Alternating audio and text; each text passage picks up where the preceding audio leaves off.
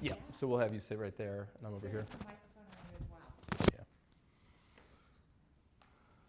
Thanks for doing this, guys. No, absolutely. So just to give you a little background on me. So I'm Zach Silver. I wear two different hats kind of in the reindustrialization space. Today we're doing this for a new vertical of Penn Live and Lehigh Valley Live called Advanced Industry. Stephen has worked at Penn Live and in the parent company of Advanced Local, which is the Newhouse family out of New York for however many years you have. Cy Newhouse? Yeah, this is the family. Yeah, Wow. Cy was the, I don't know that. Yeah, and the family's still very involved. So like I had to convince the Newhouse family to launch Advanced Industry because I mean, Stephen was a partner in this, but I said, look, there's so much going on in the economy that people need to understand the benefits for them. And I said this to Katie earlier, like if you just let traditional newsrooms do what they do, you're gonna have negative data center stories all day, you're not gonna see the value of the defense industrial base. So we created this vertical and syndicated through those sites and all their channels, which as Katie knows is the largest local news source in Pennsylvania. So we're doing that both for Pennsylvania as well as the sister sites in Michigan, Ohio, Massachusetts, New Jersey, New York, and Alabama. So we started this in June. You'll be the first podcast guest that we're having. So it sets the tone for, I think, everything that you stand for and what we're trying to get at. Amazing. And do you take advertising then? How do you? We sure do. Actually, we're working with the the PA Chamber right now, and Luke and his team to talk about the workforce benefits of data centers and the AI economy. So literally, I left Carlisle and I linked up with Stephen at Luzerne Community College with President Udacek, and we talked about the workforce pipelines that Amazon's putting in there. We're talking to Meta's public affairs marketing team. You know, we're trying to speak to any company that wants to talk about workforce opportunities. Fantastic. Ford Motor Company down the list. Switzerland's it's a real service. I hope we can break through. They've given us enough of a leash that I think we'll do it. As an entrepreneur, I feel confident. But It really is inspiring. It shows the next generation of jobs. Yeah. absolutely. And then, Senator, the other kind of hat that I wear that Katie knows is last September at AI Horizons, where you spoke. I launched my own media publication called Standard & Works, which covers how states and regions compete for investment. It's really designed for CEOs deciding where to locate investment. Oh, great. In that space today, it's like old school economic development trade publications like Site Selection Magazine, but as you know, that's not where decisions get made. So literally since I've seen you or saw the summit, I was in Hampton Roads, Virginia covering the Maritime Industrial Base. I went to Farnborough, England for the Aerospace Defense Conference there. I was disappointed that Pennsylvania did not have a presence there. 20, 30 other states did. Is that right? I thought you would find that interesting. Wow, that's interesting. I want to make sure we tell James that. Yeah, yeah. Yep. It's like it's a state of mind that we just don't have. 100%. And I do a lot of work in Ohio, unfortunately, which is extremely competitive. So I've met with a dozen governors, secretaries of commerce, and I'm, as Kate knows and Kevin Miller knows, always happy to be a resource because I see what's going on around the country. But I'll tell them for the last 3 weeks, the conversation, the questions have gone back to, what's Senator McCormick doing? and In questions with who when you're talking? So heads of economic development, CEOs. I think as the map opens up and every day feels like a different And announcement. they see all the media, and they're saying, what's going on there? Yep. Palpable. But with the substance behind it, obviously. And I think what you're doing in connecting the dots of how does Hanwha speak to General Dynamics and what is going on in Pittsburgh with AI, connect back to all of it. That's the story. Yeah. Right. Great. Well, thanks for doing it. Terrific. And how long do we have here that we're going to talk? I think about 20 minutes. 25 minutes. Okay. Yeah, and we'll talk about the summits, your collaboration with the governor, and Whatever. You're going to like these questions, Senator, I promise. Perfect. So that's what we're doing. You're based in, where'd you say, Carlisle? So I am from Westchester, New York. yeah. I flew down this morning from HPN, but from New Jersey originally. And 100 years ago, my family came from Poland and settled in Pittsburgh. So Polish Hill. yeah. Did they live on Polish Hill? They were in South Oakland, like right off the Boulevard of the Allies. You know who was also Polish, who lived on Polish Hill, was very famous? You'll never guess this. Andy Warhol. Is that right? Andy Warhol's Polish. It was Warholinsky or something like that, and grew up in Pittsburgh. And the most incredible Warhol Museum of course. is in Pittsburgh. Of course. And he was Polish.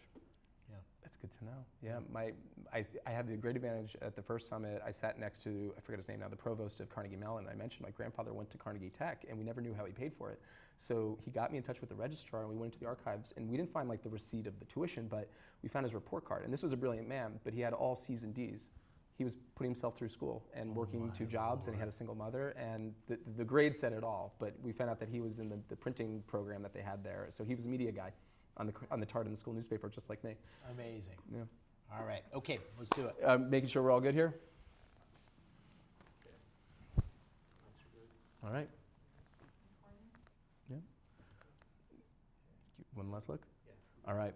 We're here in Washington, D.C. for the inaugural episode of the Advanced Industry Podcast with none other than Senator David McCormick. Sir, thank you for having us. Are you kidding me? Thank you. Thanks for doing it. The mission of this publication is really important, so I'm glad to be part of one of the inaugural editions here. Absolutely, and no better timing than just a few weeks removed from the historic summit in Carlisle. And I have to ask you, how are you feeling just 3 weeks, removed from this historic event? I feel great about it. The whole goal of this is to, you when you land in Washington as a new senator, you're trying to figure out how am I gonna make my difference, and also how can I try to deliver on the promises. And I looked at some other senators and said, who do I wish I could be more like? And Senator Moynihan, for example, jumped out as just a huge voice and a huge person of impact.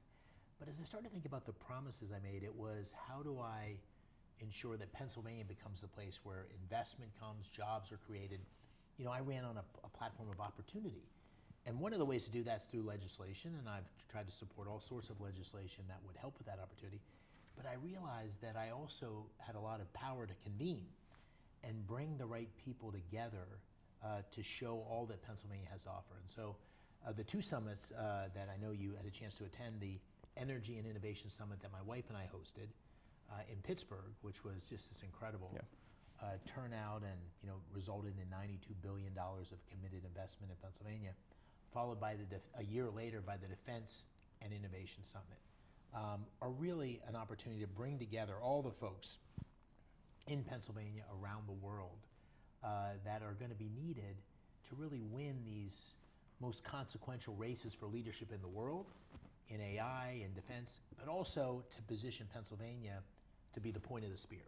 Yeah. And that's been my thesis from the day I started running to the last 18 months in office. And I think our Commonwealth in Pennsylvania is blessed with abundant energy, incredible skilled workforce, magnificent universities, places like Carnegie Mellon, Penn State, University of Pennsylvania, Lehigh, it goes on. And we are purple, so we have to work together. And so we have Republicans, the president has come to both summits, his cabinet. We also have the Democratic governor, Senator Fetterman, my Democratic colleague. And the thing I'm so proud of is we've made all this momentum happen for Pennsylvania, but that's the team. That's the team. It also has labor, of course. We've had leadership of the building trades there and so forth. That's what it takes to win. Winning's a team sport. And so I'm trying to set an example that makes a big difference for Pennsylvania, but also shows how I think we need to lead as a country. And when you talk about the team, your own staff, you've organized in a way that's different than other Senate offices. You're the first senator to have a commercial development officer. Can you talk a little bit about how you lead that team mentality here on a day-to-day basis beyond the summits? Yeah, so I did an annual report about 3 months ago, which I think is also unique in the Senate. And an annual report was what I had to do as a CEO for 15 years. What were my promises? What's the vision for the future? And how am I delivering on the metrics that I promised? And so that annual report did that. And it had a bunch of promises that I made on the campaign trail, which we made a lot of progress on. Some things we've still fallen short. But as I started to think about that transformation agenda, it was around energy and AI. It was around defense, industrialization. It was around life sciences and pharmaceutical. Those three big vectors, where I think there's going to be enormous change for America and enormous opportunity. And when I started to think about those changes for America and the unique assets Pennsylvania had, I said, boy, we are uniquely positioned to lead for the country. And the summits are just one way that we do that, but I'm not designed to do that. I mean, we had a summit last year, and we had it with our traditional Senate office staff, and we almost killed ourselves. We were like the dog that caught the bus. Yeah. Just unprepared to be able to deal with that. And then everything that happened after. Yeah. There was so much economic activity. We didn't have the right people to deal with the governor's team. We didn't have the right people to deal with the CEOs. And so we created something new, which is a transformation team. And that transformation team has a gentleman, James Cunningham, who I wrote a book with about the future of America. It was Superpower in Peril, which laid out a vision for the country. He's my deputy chief of staff and chief transformation officer. And Kevin Miller, who was a gentleman that had worked with me 25 years ago and went on to become a CEO, is a very accomplished businessman. And their job is to turn this vision into a reality and be the place where a CEO can come and he's going to be talking to a CEO and talking about the opportunity. And when we have challenges, people that can break through those challenges and create the vision for how we can lead in Pennsylvania in ways that go beyond legislation. Again, legislation is very important, but you don't need legislation to do a lot of the things that we need to do for Pennsylvania. And I tell the governor this, and I tell anybody who'll listen, we're in this existential competition with China, but we're also in a competition with Georgia and Texas and Florida and Ohio. And if there's one thing I learned as a CEO, capital and talent are like water. They will go the path of least resistance. So we have to remain competitive, and we have to stay aggressive, and we have to have a mindset that's commercially oriented and leaning into the opportunity that this moment presents. And that's what we've tried to do with our team. You talk about the role that you're playing that's unique here. Are you getting interest or questions from other senators yet about, hey, how do I take a little bit of this?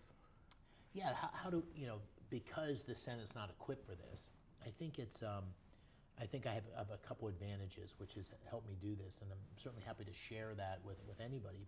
But the one advantage is I came into this as a CEO. Yeah. So I'm not, there's the convention of how the Senate works, and I'm unconstrained by that. I'm just trying to get the things done, and because I was a CEO for as long as I was, I know many of the CEOs in the country. So these are people I can call and say, hey, we're doing this thing, could you please come? And then it starts to create a flywheel, where once you do this once well, and they know that this person's coming or that, then it becomes a thing that takes on a life of its own. So I had that advantage, everybody, you have to play to your strengths. That was my strength. I don't know Washington very well. I don't know the legislative process very well. I've had to hire a team to help me with that, but I do know how to get things done as a CEO. So this is very conducive to that. Second advantage I have, and I think it's a real advantage, is I'm a purple state.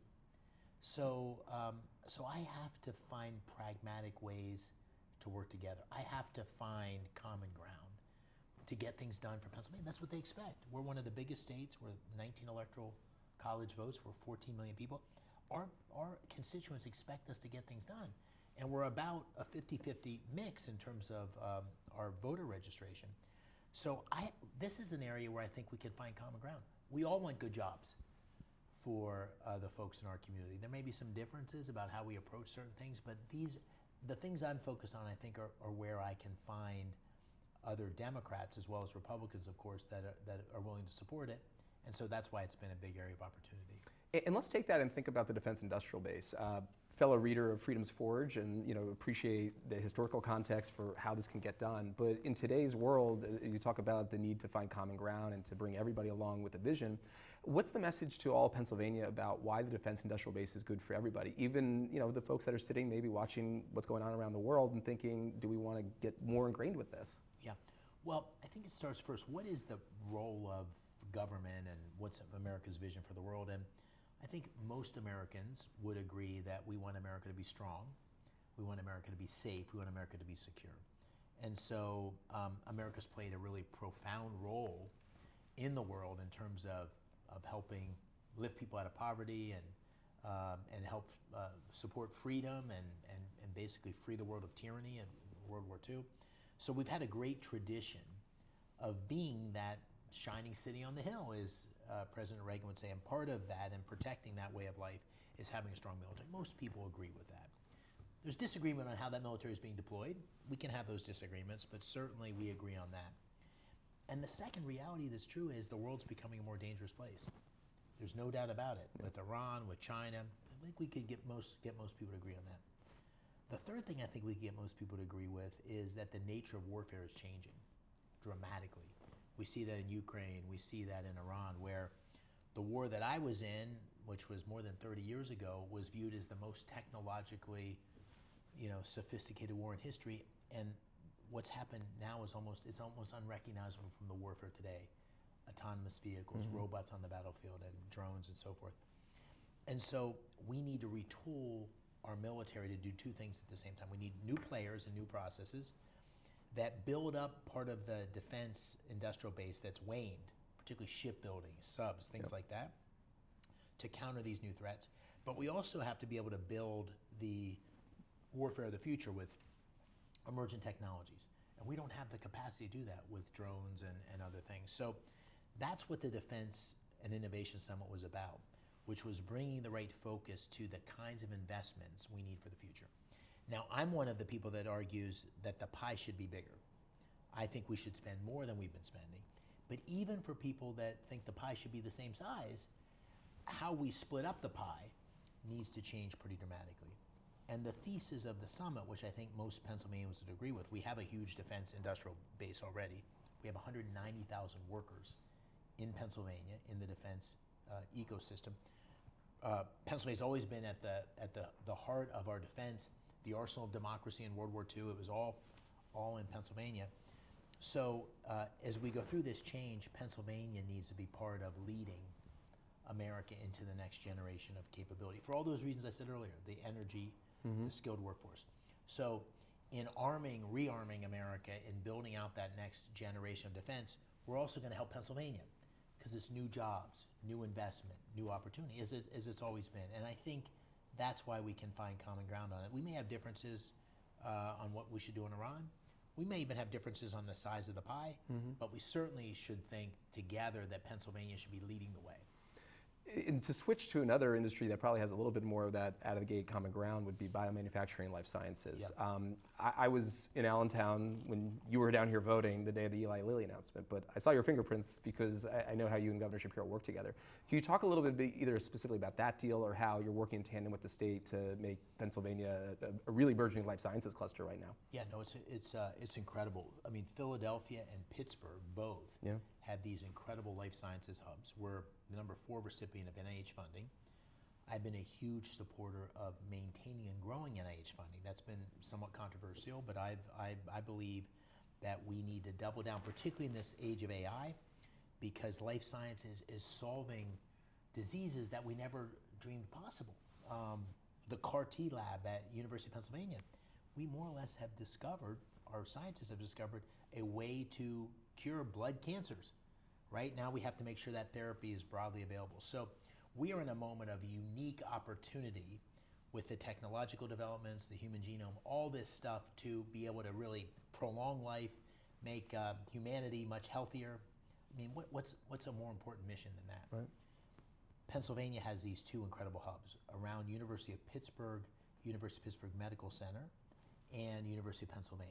And all sorts of life sciences activity is coming out of that, and we need to continue to encourage that ecosystem, drawing in further capital, making sure entrepreneurs have opportunity here. It's very consistent with the themes of these summits. And Eli Lilly is a good example because these become anchors that help encourage. So they could have gone, Dave Ricks is the CEO, he's a great person I've known for quite some time. They could have gone anywhere in the country, 50 states. This is their weight loss drug. This is like their next generation. This is their blockbuster. It's going to be a $3.5 billion investment, thousands of jobs to build the facility, 850 to 1,000 full-time jobs in the facility. These are all 6-figure jobs. This is wonderful economic growth and opportunity, and he picked Pennsylvania. Why did he pick Pennsylvania? And if he were here, he'd say... Out of 300 sites. Out of 300 sites. But he said, number 1, proximity to those hubs of life sciences talent.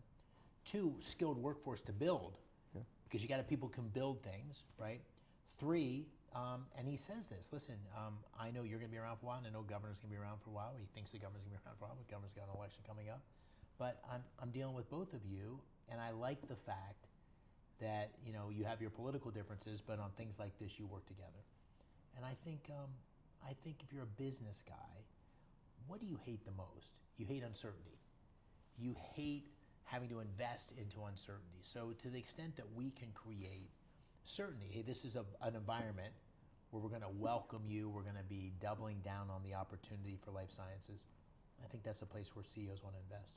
Yeah, I mean, we heard that from Jamie Dimon on stage with you in Carlisle, and Matt Garman from AWS also pointed to the bipartisan. Right. I mean, that case study that you did with Governor Shapiro back in Pittsburgh, I mean, that should be the template for, I think, for every state. Yeah. So Yeah, it's a very polarizing time politically. So I think we shouldn't put our head in the sand and think it's not happening. But I'd like to believe, and I think I'm trying to be a model for this, whether it's my work with Senator Fetterman, whether it's my work with Sherelle Parker in the mayor of Philadelphia, or whether it's my work with the governor. Listen, when it comes to like creating jobs, this is something we can agree on. And whatever differences we have, we need to put them aside to create that kind of opportunity. yeah.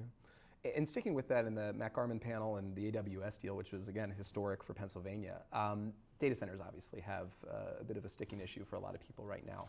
What's the message about why, when people see a deal like that and think about other investment going on in the state, to see that as good news, or at least know that there's a role for me or my kids to potentially play in it? Yeah, well listen, I'd say a couple things. Number one, there's indisputably, these are economic engines. So if you put a data center in the community, it's an economic engine for creating thousands of construction jobs, hundreds of permanent jobs to run the data center, logistics jobs and construction jobs to upgrade the data center over time, hotels, transportation. These are economic engines, there's no doubt. So if a community is going to consider one, if they're not going to do this, they have to consider the alternatives. With that said, I think the controversy that we're seeing is frankly not surprising, because number one, you have China and Russia stimulating dissent. Yeah. There's no doubt about that. We have hearings in the House and the Senate on this topic, and you know, it's no accident that AI and data centers are 80% popular in China and 20% popularity in the United States. So we have outside forces involved. The second thing, and I'd say this if the CEOs were here, I think the hyperscalers started off doing a pretty terrible job of how they dealt with this. They weren't forthright. They did secret deals behind the scenes. They didn't lay out their value proposition and what they means for a community. And so communities are rightly skeptical. They've lost trust of many of these deals. And so I think to sort of create the right structure of the conversation these communities should have, by the way, I say it everywhere I go, the senator from Pennsylvania is not going to tell the people in Pike County or Columbia County, where I grew up, that they need a data center. The local township supervisors, county commissioners need to decide. But if they're considering one, I'd say there's 5 considerations. There should be a covenant between the developers, the hyperscalers, and the communities. Number one, energy. They have to have rate protection, and the investment should come with more energy than they're going to consume. We have a number of those deals in Pennsylvania. Homer City is a good example. Yeah. 4.4 gigawatt project. It's going to put a gigawatt back on the grid. Second thing, they have to have protection of water. Closed loop systems, there can't be degradation of water or the environment around the site. 3, they have to be clear on the terms to the tax base. So what's this going to mean for property taxes? Is this going to lower property taxes? What's the tax base implications? In most cases, it's going to be great. Make that clear. Number 4, they have to hire local labor. Yeah.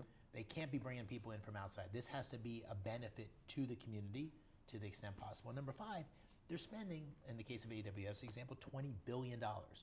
Are they going to spend a little bit extra on a new school, a new bridge, a new road? That package of opportunity, with that, I think township supervisors, county commissioners can make a thoughtful decision.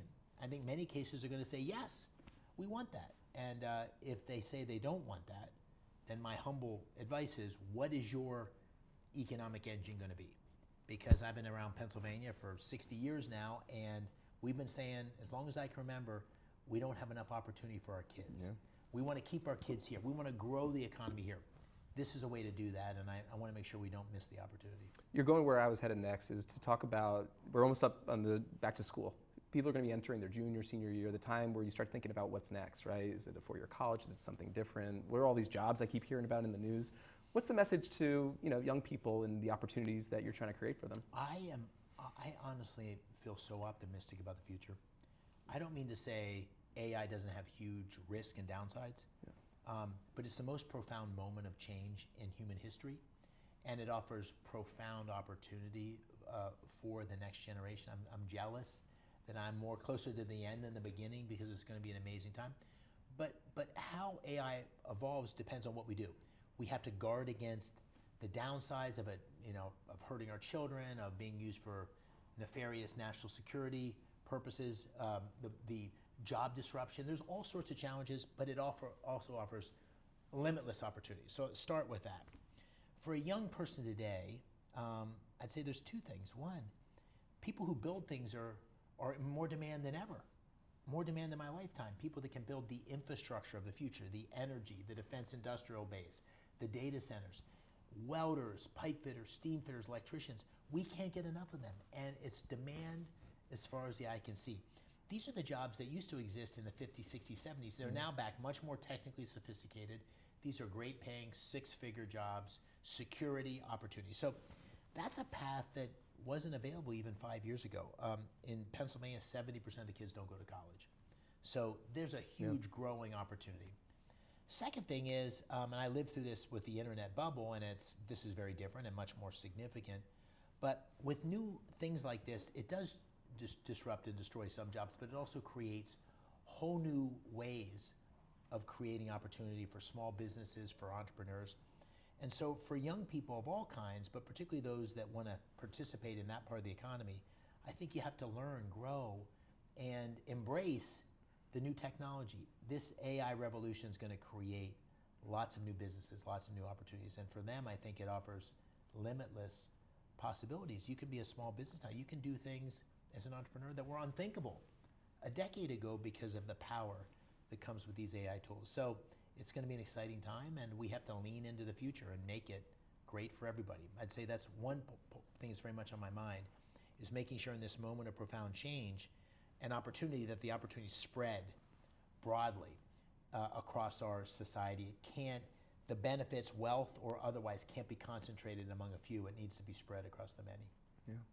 My last question for you. Back in Pittsburgh, I think you described yourself as the Senior Vice President of Business Development for the state of Pennsylvania, Commonwealth. Maybe a promotion in store with all the progress that's been made? Let's hope so. What I meant by that, and of course, I was tongue-in-cheek, but I mean, I don't think it's, like some people get in these jobs and say, well, I don't want to get involved in the details. No, I want to be involved in making sure that we help businesses understand why Pennsylvania has so much to offer, why they can invest and grow here. I want to know the problems they're feeling. I've been a CEO for a long time. I want to know when they're stuck, and I want to be the person that they come to. And I'm not going to always have the answers. I'm not always going to be able to solve the problems, but I view that as part of my job. If Pennsylvania grows and is prosperous and creates opportunity for everybody, and I can have some small hand in that, that would be a great success. Fantastic. Did I miss anything? Exactly. Thank you. Thank you. Thank you very much. You guys are awesome. Thanks for being here. Thanks for what you're doing. No, I appreciate it. We'll keep you posted.